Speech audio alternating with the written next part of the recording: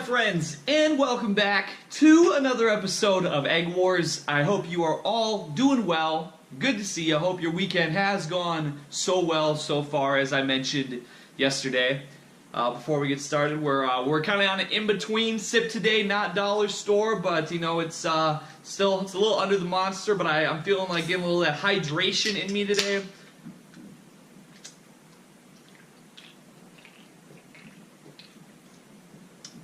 I think partially because my allergies have been sort of not the hottest lately. I've been feeling a little more drained, so to get a little bit of hydration in with the sip, you know, it's good. All right, now before I get into what I want to talk about today, I just want to mention I did not put out a fan mail foods yesterday. What I did was I filmed one yesterday, and I started working. You know, some people kind of said that the format was a little iffy, so I kind of brainstormed and I came up with a new idea of how to present it. And I do like it quite a bit, but it was just taking some extra work last night to kind of get where I wanted it to be. And so I was kind of working with it and kind of doing it, and it was like, okay, cool. But then I just wasn't feeling so great. So I got about halfway through editing it, and then I just kind of felt like crap. So then I just kind of stopped editing it, saved the project. Went, laid down, went to bed. So I didn't put one out yesterday. We'll see how it goes today. I don't know, like, I'm just trying to brainstorm how I want to do it. Really, it's just, you know, it was never meant to be, like, super serious. It was something a little bit extra, so I'm just kind of working with it and see how it goes. You know, as long as we're doing our Egg Wars every day, that's the important part, so I do apologize if you were anticipating that yesterday. It's just kind of getting reworked a little bit right now, but I'll get it figured out, and at least that one's gonna come out, you know, soon. so as they say, just wait on it. And I don't think I feel like there was something else I was gonna mention. I did buy some liquor for whenever I choose to do the drunken Egg Wars, but I want to try and sort of come up with the whole concept ahead of time, because otherwise I'm going to start rambling, and you know, who knows where it's going to go. It might just turn into an unwatchable mess. So I want to have like a little bit of a predetermined structure for it before I start drinking. I'm like, okay, this is how I want it to kind of go, so I'm not going too wild. But it'll be coming soon. Some people suggested on the 20th Egg Wars I should do it, so we'll see what happens. But anyway, not much to do about that. The topic I want to talk about today is going to be about my history with games of luck or gambling, or however you want to play those words. You know, if you know me, I have kind of a history of being a little bit of an impulsive person, kind of making some decisions, you know, before thinking them through all the way, and just kind of doing not always the best thing for me. And I want to kind of try and just, you know, paint a little timeline. I wouldn't say I haven't really gambled in some years now, you know, but we're going to paint a little bit of a timeline of how it all kind of came to be, how my tendencies sort of kind of came to the light, so to speak. Excuse me. So when I start this here, we're going to go back to something I just talked about in another Egg Wars, which was I mentioned about how years ago, over 10 years ago now, I started playing this web game, Kingdom of Loathing.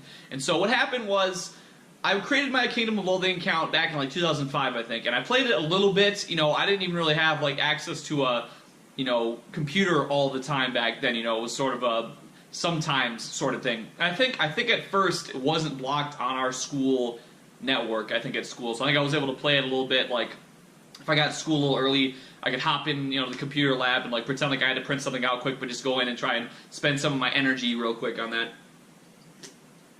But anyways, when I first started playing, there was a situation that happened where there was like a database wipe of sorts. And so there was a bunch of stuff that got lost, and Jick, I think, was the guy who ran the game and who had been running it. He was like, just get a hold of me, contact me, tell me if you lost anything important, we'll try and resolve it. So a guy I went to school with was like, oh hey, we should try it. There was these things called Mr. Accessory, which was basically the thing that was like, oh, support the game by buying this, you know, it's all free, but if you buy this with real money, then you could use that to get like the special monthly item. And I think there was a couple like other things you could get, you know, that were special or whatever. But anyway, so she's like, oh, let's try and get this, you know, because we couldn't obviously get it on our own because it cost real money. So we both sent him an email and tried to get it. I was able to get this thing. Now, one of the side effects of having this was by having it on your account, it was not able to be pruned for inactivity. So I got this, and you know, whatever happened, you know, I played a little more, but I never really got deeply into it. So I don't remember how exactly the situation came up, but a couple years later, I believe roughly, somebody mentioned the game to me again, and I ended up going. And well, the thing was actually, that's right. This is an important part.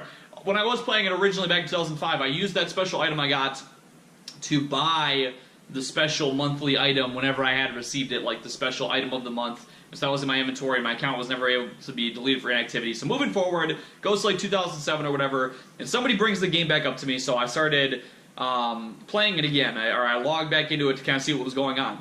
And you know, I was playing a little bit and just kind of going about my business. I played it for a while, but then I realized that this item that I'd had from back a couple years ago, that was, you know, it was considered to be super phenomenally rare. You know what I mean? Because it had been a couple years. The user base had grown so much, and this item was it was only available back in like 2005 in this 1 month, you know what I mean? And it was something that was decent, so it was like super rare and super, oh my goodness gracious, it was so good.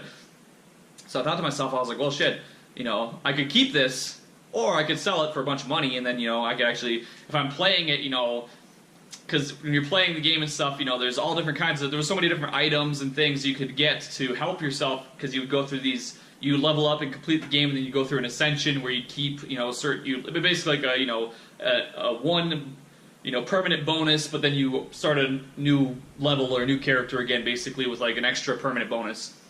So you were always needing more items and more different things. So I was like, well, shit, if I have a bunch of money, hey, let's go and, you know, this will be easy. I want to play it more because it'll be easier for me to play and level up and get the gear and everything I want to get. So I got this money, I sold this thing, I got a shit ton of money off it, and I'm playing and I'm doing whatever, and it's all good.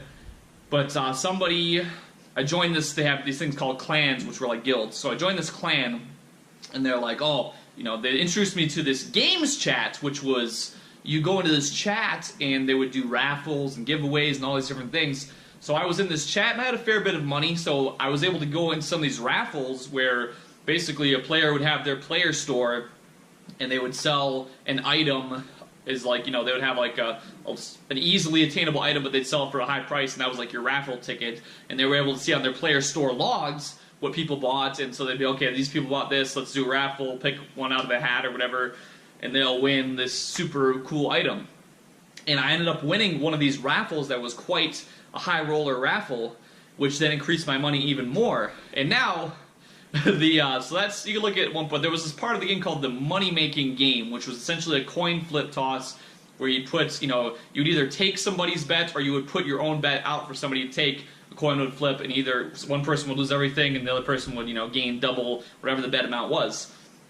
So between the raffles, and I was doing this stuff like that in this, but then I was also investing as well. I was able to, I would go and I was making a little bit of, you know, I was kind of playing it safe on both ends, but I was accumulating money in the game and accumulating it, and I was doing things, I was investing, I was purchasing, you know, different items through the in-game stores when I could find them for like a lower price. And I think there were bots and scripts out there at the time that were like auction bots and stuff. I didn't use that, but it would just be, because I was started to be on there so much, I was able to accumulate this money as it went on. And I eventually, I think at my peak, I had something like $3,000 worth of in-game currency based on, you know, the relative price of what you could buy for real money versus what I had. So, you know, I didn't have any, you know, I didn't have any real money on my own. So, like, in-game, I was just this huge baller. I was throwing contests, giveaways, you know, I was doing all this stuff. And then eventually one night there was another guy who was super rich, and he basically challenged me to like a betting duel. He's like, oh, I'm putting up, you know, tons of money, let's bet right now. And I was like, fuck it, let's go. And I ended up losing everything in one night, and the impact on me was so significant that I basically went into like somewhat of a depression. And it wasn't even so much about the in-game money as it was that I basically lost, the social status that I had gained around all these people in this game, because I was known as like the big money bags. You know, I was helping out new players, giving them stuff, and I just sat there and thought to myself for days. I was like, God, I could have done so much with that money. Why? I got into this like this tizzy where I was just like, oh, ooh, you know, impulse, you know. And then I ended up basically walking away from the game for a while after that. I never really played it again, honestly, for the most part. I logged in, I remember, like a year or two ago, and I had a message from one of the moderators saying that something in my bio was removed because it was offensive to women, and that's when I knew I just never really wanted to go back to the game anyway. I'm like, okay, that's how it is these days. All right, cool. So moving on from there, we go to World of Warcraft. Now, if you played World of Warcraft, you would know there was these things called World of Warcraft casinos, which were totally banned by Blizzard. They were not allowed. Like, your account could get banned for it.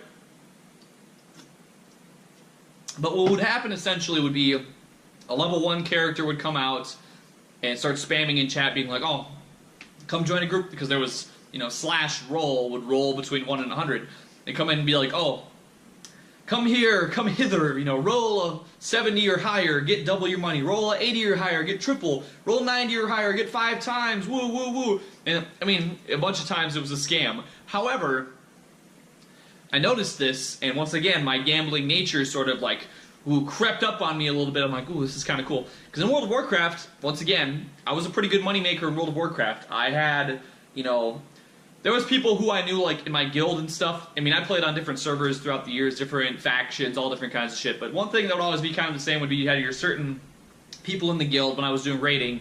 They would be, you know, the designated, that's the, you know, we have these people at the maximum mining, so they're going to go mine for the guild bank, and they're going to go mine, and they can make all this money off mining the end game, or whatever the highest level shit was, or they're skinning the highest level shit, or their alchemy the highest level shit. So there was always like the end game stuff that really fetched the highest price. You know, that's just pretty much how it was.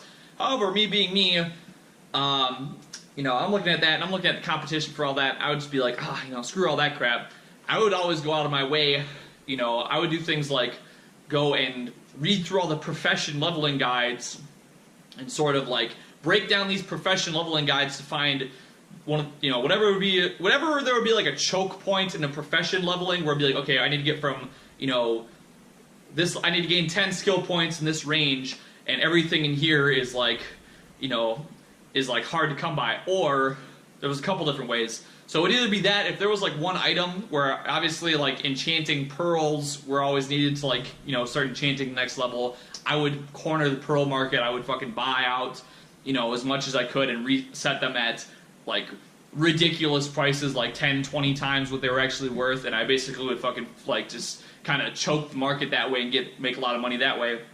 Or if there was certain patterns out there, like you would, if you learn this pattern, you can get through the next, you can level up to the next level with less material. But I would know that, so I would go and buy like all the patterns anybody would ever post, and I'd resell them once again at exorbitantly marked up prices. So by doing things like this and basically being a total piece of shit, I was able to make a lot of money, which also I used to finance myself in the twinking. I was a very, very big person in the twinking scene before that ended up getting nerfed to all hell and basically being worthless, you know, as time went on. But, so I made all this money, and I went to myself, I was like, you know what, fuck it, I want to have my own World of Warcraft casino, but I actually have a lot of money, and I'm not even going in this to, like, get more money. I want to go, I just want to fucking, I just like the gambling, I like the rush, you know, that's what I like. So I went and I created my own casino, again, even though it was against the rules, and I made it a little more fair. I didn't have it, you know, this other guy's doing, like, you gotta roll 70 or higher just to even make, you know, just to get your money back, pretty much. Because there was no break even, it was roll this high, you get double, roll low, you get shit, you know what I mean? I keep it. So I went and I loaded up a character with like a good amount of gold, and I was like, if you roll 60 or higher, you know, I'm making it more fair. And I ran this casino. I never got banned at all. I basically got a lot of threats from people who were like, I'm fucking reporting you, They kind of ended up chasing me. They kind of ended up, you know, making it less enjoyable for me to do so. Like, I got so much ire. But the thing was is that, you know, I was paying people out. If they won triple their money or whatever, I was paying it out. Like, it wasn't anything to me. Like, because, you know, then other people would come by and do one bet and lose and then walk away. But you'd have that one guy who would just keep on. And I ended up, I'm pretty sure I still ended up making a pretty chunk of change on it. But I really just wanted to do it for the thrill of the gambling. And so that's just kind of how I was getting down at the time. And let's see, I mean, pretty much after that, San Andreas multiplayer. I don't think there was gambling in that game. It's been so long since I played it, I don't even remember. I just remember I also got addicted to San Andreas multiplayer for a while back, because I was actually one of the very, very first people to ever even beta test San Andreas multiplayer back in 2006. I was one of the first, like, 5 beta testers for the Little Whitey server. And my shit's, my creds, I don't know, the fucking forums and shit about that are probably long deleted, but my cred was out there. I was verified, back up until, like, 2009. Even people were still saying that I didn't do it, but, I had my screen caps and stuff out there. They knew I was legit. But I believe it seems to me like there was gambling. I'm pretty sure one of the servers I played on a lot, which I don't even remember what the hell it was now, but there was, the casinos worked, so you could, like, go play blackjack and stuff. I'm pretty sure that I remember, after I wasn't gambling in World of Warcraft anymore, I was kind of simultaneously playing San Andreas multiplayer and WoW. I'm pretty sure I was doing a lot of gambling in that game as well. So anyway, so we're talking about, okay, 2009, 2010. In 2009 I turned 18, but, so I guess, but I still didn't have a job, so I'm pretty sure this was actually in 2010. 2010, I get introduced to, this was even before I started working at a gas station, but I went to a gas station one time, and I had a little bit of money on me. The protocol for, people that I knew and whenever you turned 18, you would usually go smoke some kind of cigar or some kind of tobacco or something, because you can do that now, and it would usually involve some kind of gambling. Now, I'd been to casinos before, and I had never really been big on casinos. Like, I would go, one time I went with this chick to a casino when I was 18, and I put like 20 bucks in a machine or whatever it was that I had. I didn't even have very much money, but I'm like, oh, she's like, oh, I love the casino, let's go. So I went there, and if I could put 20 bucks in, and I was like, well, if I'm not gonna, I should bet as high as possible, because, what if I want to make sure I have all my lines on my slot machine, because what if it hits one of these lines, I don't have it, so I'm fucking max bet, max lines, all different shit, and I'm there for like 3 minutes, and the 20 bucks is gone, and I'm like, oh, well, fuck.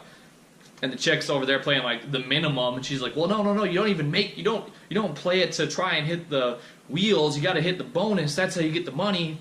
And I was like, fuck, this shit's stupid. I was like, good, well, this isn't fun to, like, I was like, I would play, like, at the time, I would play, like, some of these slot machine games like a fucking old grandma. I'd play, like, some of these fucking slot machine games on Facebook and stuff, just because, I don't even know why. Because I guess I'm like fucking old grandma, I guess, or something. But in any case, I ended up, the last time I went to a casino was actually later than anything else I'm going to say in this story. But that I kept her advice that this chick gave to me back in the day. I kept this advice in mind, and I did play just the minimal. I played this fucking like ninja slot. I played just the minimal, and I ended up hitting a bonus, which I had put in like 20 bucks, and I ended up walking off like 60 bucks from doing that. So I guess that's something to keep in mind. I guess it's some kind of game, some kind of slot machine, I should say, player philosophy, that you basically just need to feed it enough spins or whatever, and you get to the bonus, and that's where you try and get your money or whatever. So fuck it. Gambling is stupid anyways, which let me talk about this some more. So anyways, 2010 comes around, and I finally get my first job at a gas station, and I sincerely hope that none of you ever have to work at a gas station. I really, really, really sincerely hope you never have to. But if you do, you're going to realize a couple things. First off, at least if you're an American and shit like where I'm from, I've talked about this on streams in the past, but people come into gas stations for all their lottery ticket needs, because, I mean, where else? You can buy them from maybe like the grocery store, but it just, the gas station, the convenience stores are like the central hub for trying to get your lottery items. And so I started my first job at the gas station, and of course, every single person who I worked with, oh shit, I'm trying to think, well, I don't think the guy who I worked with did. All the women who I worked with, which was everybody else except me and the one guy who worked there besides me, and they loved their scratchers. Yes, they loved those scratchers, absolutely. They would fucking just, because the law is at if you're a gas station employee or whatever, it's actually federal law that you cannot purchase these lottery tickets while you are on the clock. So it would be like they would punch out, and they would walk around the fucking, nobody here is making any fucking money, you know what I mean? Nobody here is well paid, but all these chicks, they all, pretty much, they were living with random, none of them were married. Some of them were divorced. Some of them were just, with their boyfriends or whatever, but, they didn't give a shit. I was like, oh, this is my money, the guy pays for shit, this is my money now, so I'm gonna go and da-da-da-da, buy like $50 worth of scratch tickets, you know what I mean? And they would sit there and just be like, fuck, lost. But, actually, I'm getting a little ahead of myself here. So before I started working at the gas station, I got my first ever scratch ticket. This was after I'd been to the casino and realized I didn't give a shit about the casino. But I tried one of these scratch tickets, and I'll never forget, it was a $5 ticket called, like, the Wild Cherry 5s or whatever, and it was a $5 ticket, and I fucking scratched it off, and I won $100. So I'm like, holy shit, if I had never won this $100 on this $5 ticket, I probably would have never even, thought twice about it. But I'm like, holy shit, oh, this is so cool, this is awesome, and all of a sudden I fucking, I had maybe $20 to my name, because I didn't even have a fucking job yet, so what am I even doing buying this ticket anyway? I'm an idiot, but I bought the ticket, and all of a sudden I had all this money. I'm like, oh yeah, oh fuck, man, I was going out buying a video game or whatever the hell I bought, snacks, pop, all this shit, funded. I'm like, oh man, this is cool. It's like free money. So fast forward back to my job. I'm surrounded by this culture, this convenience store culture all day, where people are just coming in. People would fucking come in like, they didn't have a place to live. They didn't have anything. They would come in. They'd buy the fucking cheapest tobacco possible. And cigarettes, I think at that time were probably, cheapest cigarettes were probably like $4 or whatever, but they had these filtered cigars you could buy for like $2 a pack, so they'd be getting these fucking nasty-ass things, asking for free matchbooks, and then they'd be buying fucking scratch tickets, they would come in and just like, there was a guy who I knew who ran a taxi service actually at the time, which he ended up shutting that service, that company down, that operation down, and he ended up getting incarcerated for some kind of drug charges, I think, eventually. But anyway, he would come in and he'd be doing his, he was so adamant. Everybody was always so adamant that they had no gambling problems. This guy would come in and he would buy, I remember one time in particular, it was around Christmas time, and of course, working gas stations don't fucking shut down for Christmas because then nobody could drive. So I always had to work Christmas, I've always had to work these holidays. And so, comes around, and I'm working Christmas Eve or whatever it was, and he's got nothing going on. Nobody's going around taking taxis in a small town on fucking Christmas, you know what I mean?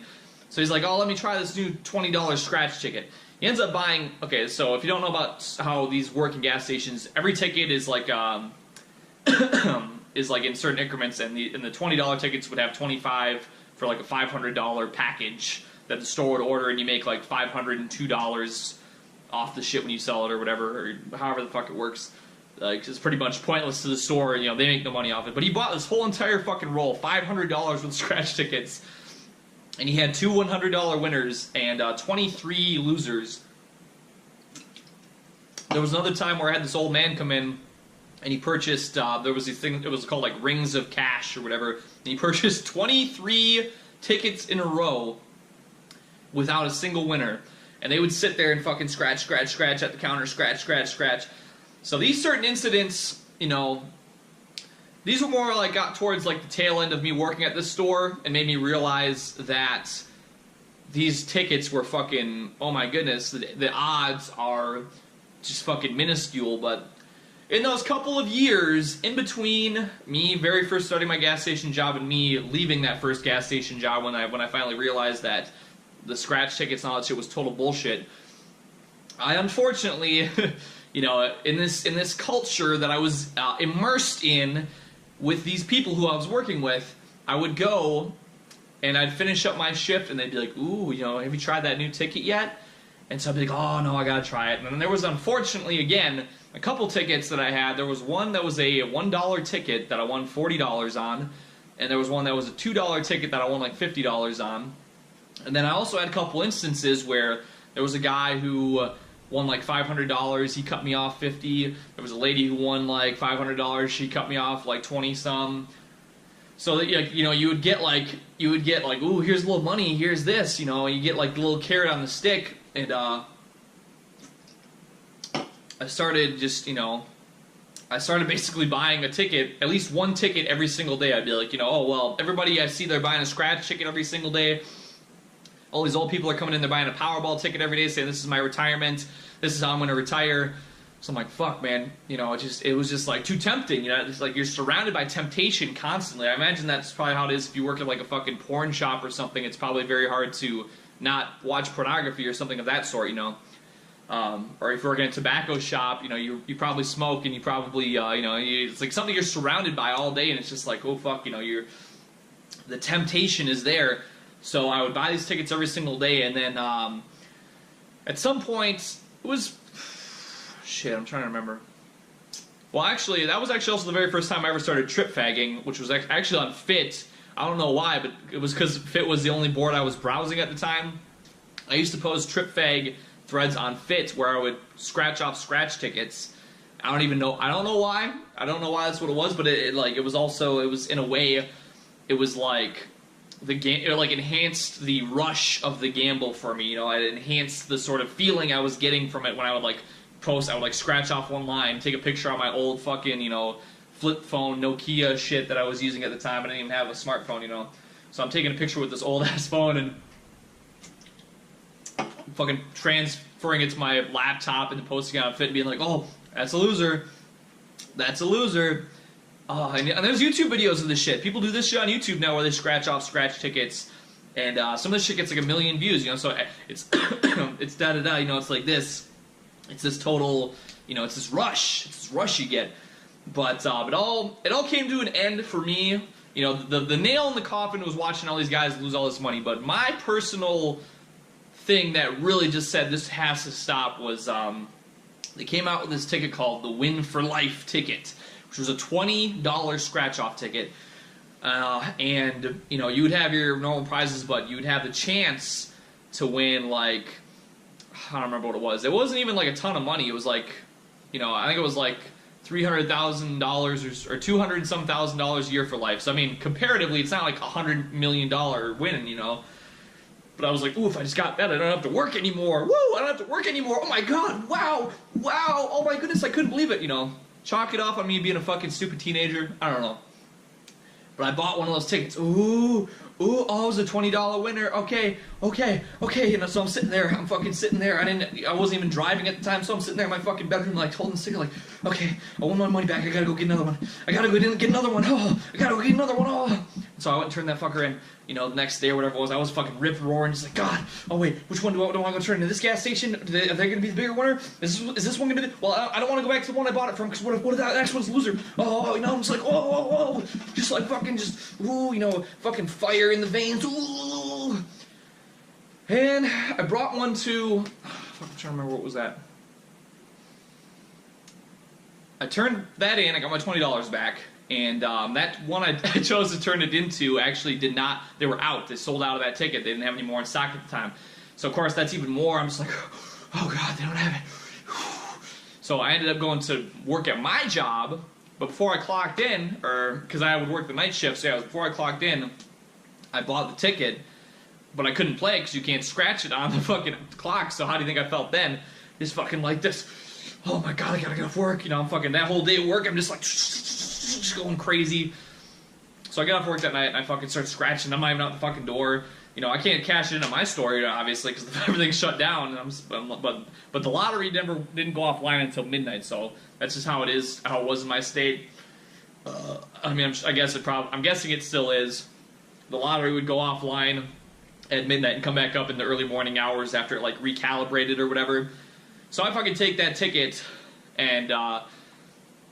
You know, I'm pretty sure that one was a loser, but I take it to this next gas station that's not too far. It's actually kind of on my way. I was walking, and I wasn't driving, so I was walking. And it was kind of on my way back to my home, so I stopped by there, and it was a loser. I double checked it, and it was a loser. So all of a sudden, I just fucking, I don't know. I was out of my goddamn mind. I just fucking was like, I went back up. I got paid. And I fucking had my cash. I was just like, give me another one. And give me another one. And I think I had, I'm trying to remember what it was. Because I won $50 on one, but it must have been, it was either after I'd bought like 3 or 4 losers already, so I was like $60 to $80 down, and I won 50 on one. But whatever the case was, I'm trying to remember how the fuck it all played out. But I had like, I was basically down $100 at the end of it. I went into this like fucking like, you know, frenzied manic spree of just buying all these tickets out of this fucking store. Because I was like, I don't care, $100, I don't give a fuck. This is my life. This is my chance to win for life. Oh! And eventually, yeah, I mean, I'm pretty sure, I know one of the tickets I bought was a $50 winner, but it didn't stop me because I was already down too much. I needed more. And so then eventually I was totally, had lost like $100 overall. And I was just fucking like, I mean, there was no more money to give. And I fucking just, you know, I just like laid back. I was just like, oh, you know, my brain's just going like fucking shot, burned out, fizz. And I'm like, oh, no more money. I mean, in relatively small scale, I mean, there's guys out there that gamble and lose like $1 million, obviously. So it was probably better for me to learn my lesson this way, but that's just kind of where I came to an end. And I looked at myself in the mirror and I'm like, fuck, man, what could I have done with that $100? You know what I mean? Maybe not a ton, but sure as hell was a lot better use than basically just throwing it down the goddamn drain. And I looked at myself in the mirror, and that's when I said, you know what, this has to stop. I gotta stop this shit. This is too much. This is wrong. This is just awful. And so that was pretty much the end. I never have really gambled since then, and that was, I want to say it was in 2012. So it all kind of culminated with that, and then me watching people just lose on, you know, where you would think that they're about to win. I mean, there was times where guys would buy, lose, and then win like $100, and you're like, okay, that makes sense. But then, you know, there is no sense in gambling. There's none. It's a loser game. You know what I mean? You're not, one guy's gonna win, but it's probably not gonna be you, and it's very, very, you know, it's just like, it's all psychological. So that was it. That was it for me. But I also want to make a closing note here. It hasn't totally left me. The spirit of gambling has not totally left me, although I don't really have the money to gamble these days. I know it's bad, but the video games these days are so full of this, you know, I've for some reason happened to have been having random video game videos auto-playing in my YouTube sprees lately, and they're talking about all these loot boxes in these games. I mean, that shit is just, it's a real fucking problem. That's a real problem. I enjoy playing phone games a lot just for this aspect. Like, I don't put money into them. I mean, I maybe have bought like the smallest, you know, whatever. There's a couple things, like some of these games have, ooh, buy this $5 thing, and if you log in every day you get something, you know, some shit like that. I have paid for that in the last few years. But, I mean, the whole thing is like you could go in and spend no money and unlock like the epic, rare, legendary thing just off a total, you know, random chance. I mean, there's people who will create like 100 different accounts on a phone game just to start off the game with one of these rare characters that's so hard to get. People do that. I mean, there's people on YouTube who will, there's guides for all these different popular games and stuff. And like, that's part of it. I mean, like, I'll install a phone game, see if I start off with a legendary thing. When I was playing Dragon Ball Z Dokkan Battle, I restarted that fucking game for like a week straight just to get something good, and I don't even play it anymore, you know what I mean? But I still have that in me just off of some shit like that, but I don't buy lottery tickets.